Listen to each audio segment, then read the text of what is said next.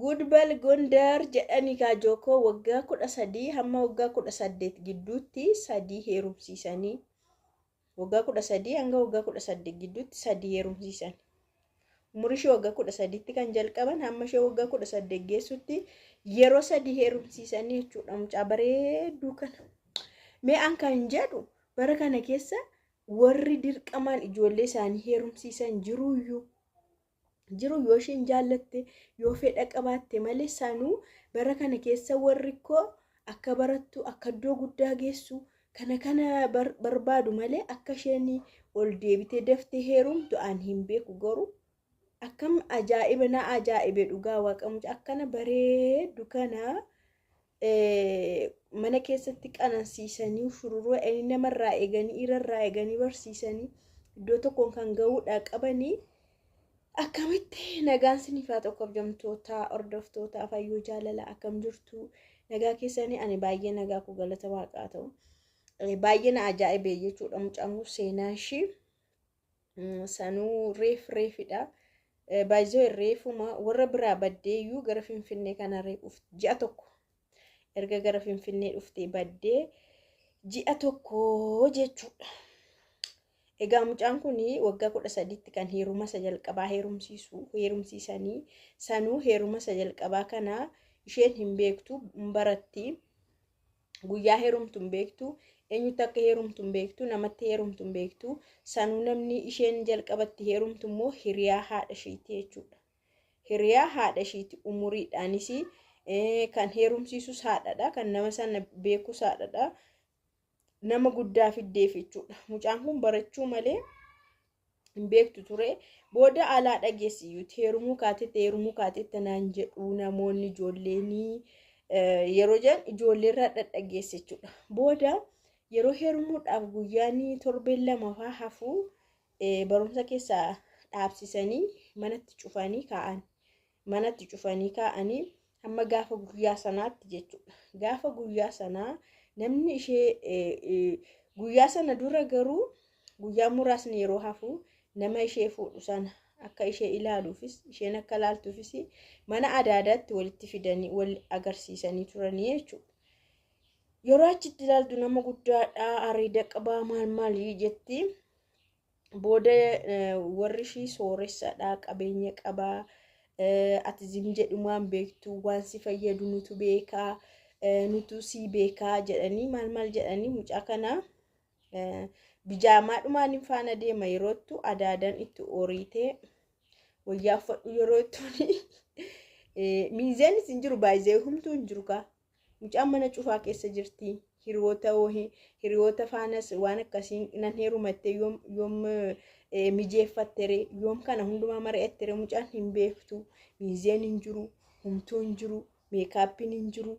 Muni inju sargiin garuu baay'ee guddaadha jetti mucaan namichi sooressadha namichi ishee fuudhu namicha guddaadha abbaa qabeenyaati sargiin baay'ee guddaadha mucaan bijaamaa akkuma manatti cufanii jiranitti deemuudhaaf adaadan uffata uffatti fiddi isheen immoo bijaamaa irratti uffata uffatti booda isa baasii uffadhu jetti.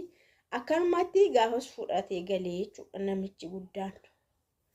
Fudhatee galee mucaan humaa tokko hin beektu. Booda kana namni kun egaa nama guddaadha.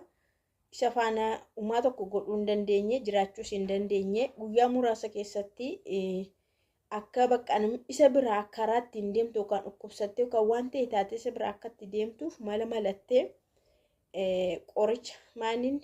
qoricha amoksaasilini jettee ni laata isa baxabbaxee dhugaa itti akkana dhukkubee kan waan ta'e isa biraa deemuufi booda dosoo dhugduu dhukkubsattee baay'ee dhukkubsattee idduma jiranitti yaalsisanii dadhabnaan gara haadha bira fidanii yaalsisanii booda guyyaa muraasa keessatti bakka isa bira taa'uu hin danda'u jettee gumas dhukkubsattee naan hiikan yeroo muraasa keessatti hiikanii haadha biratti galte.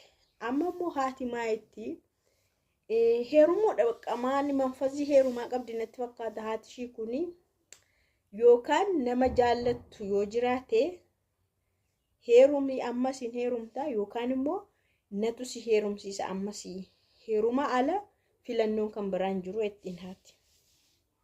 Booda mucaan kun namni dura nagaafate jira jetti mucaan kuni. Mucaa wayii kan hin beeku jira jettee sasheenatti fiddu irra san ofii koo beeku moonaa wayyee jetteetu nama sanatti mucaa ofii beektu sanatti heerumti jechuudha. Amma sargiidha baay'ee. Sargii akkamiiti amma sargii dhumadha. Isa duraarra hin caalu garuu giddu galeessa sargii dhumaanii isatti heerumte. Isa bira garuu gara waggaa 2 teesseetti. Waggaa 2 teesseetti jechuudha. Innis hin taanee fi waliin taanee baay'ee nama mana keessa taa'ee qama'aa oolu, nama mana keessa taa'ee shiishaa xuuxaa oolu, bakka manichi iddoo matti waan arge namoonni hiriyoonni isaan dhufu baay'ee isaaniin keessummeessu maal kanaan achis isa faanas hin taane hin galtee jechuudha. Hin hiike. Yeroo galtuu haati maayittiin durayyuu filannoon kee sirrii miti tu'an seerumsiiseera ta'e wayya turette amma immoo ofii ishiitiin nama qabeenya qabu tokko fiddee fi itti heerumsiiste jechuudha. Amma sargiidha baay'ee sadanuu sargiidha. Sargiin ta'ee jechuudha mucaa kana. Isa alanaas waliin taane inni alanaa immoo bakka baay'ee tokko haasaan beeku dubbiin beeku naree bafaa jettee isa booda isa biraas hin deemte. Isa biraas hin badde mana adda dhaqxi mana eenyu dhaqxi isarraas hin hiikan. Hiikamtee haadha faana taa'uudhaafis hin danda'amne ammas arfaffaa akkan heerumuun barbaaddi jettee haati. Naan hin jenne malee isa arfaffaa kana garuu akkan heerumuu hin barbaaddi. Arfaffaa booda bakka qalabatii narra jiru gurguradheen achi gara biyya isaaniirra gara Finfinnee baddee jechuudha toon beekin. Amma Finfinnee keessas toon beekin guyyaa sana hoteela bultee yeroo dhuftee isa booda karaarra osuma deemtu karaarra osuma teessu namni maal taatedheen nama faana wal barsiisaa intala tokko faana erga dhuftee ji'a tokko mucaa tokko intala tokko faana mana xinnoo tokko keessa jirreetti. Kaartoonii irra ciisna jetti.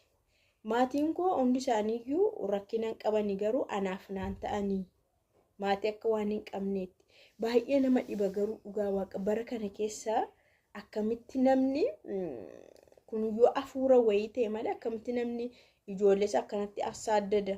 Ijoolleen isaatuma waggaa 13 dirqamtee yookaas gowwomsamtee fudhatamteeyyuu balaa buusanii amdareejiidha jedhanii nama sana hidhanii maal godhama qoy akkamitti kun ta'e. Yeroo tokko eessadha ishee Hawaasaadha. Hawaasaa immoo eessatti waggaa 10 meeqa jedhan intala xiqqoo sanaa fi gurbaa wayii gurbichis xiqqaadhallee buutee jedhanii maal jechaa turanii ani barbaadeera jedhan jettee intalli erga isa bira dhaqxe akka waan dirqamaan viidiyoo waraabamteetti suuraa fa mana suuraatti ka'amee yaadattu yoo ta'e jechuudha. Andar eejii waan taateef mucattiin osoo waan barbaadde jettee iyyuu fudhataman qabu dubbiin ishee jechuudha. Mucichallee booda poolisiidhaan qabamanii mucaanii warratti galtee inni immoo hidhame. Waggaa 18 immoo meeqatti murtaa'e. Otoo seerri akka kanaa jiru akkamitti ijoollee andar eejii ta'anii maatiin akkanatti asaaddadee dhugaa waaqaa akkasitti ni rakkisa. Kan akka namumti ormaayyuu osoo seera qabsiisee fi jarriyyuutti gaafatamu baay'ee.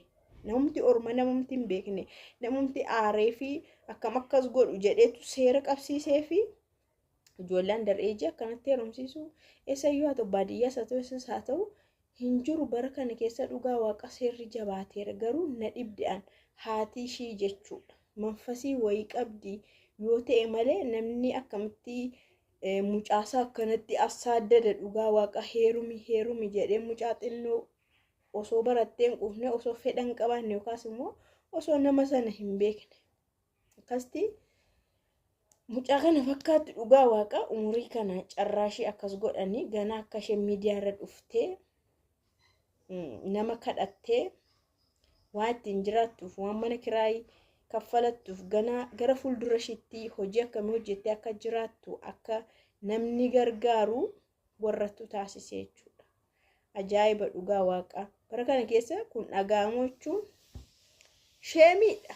Sheemii dhugaa Waaqa.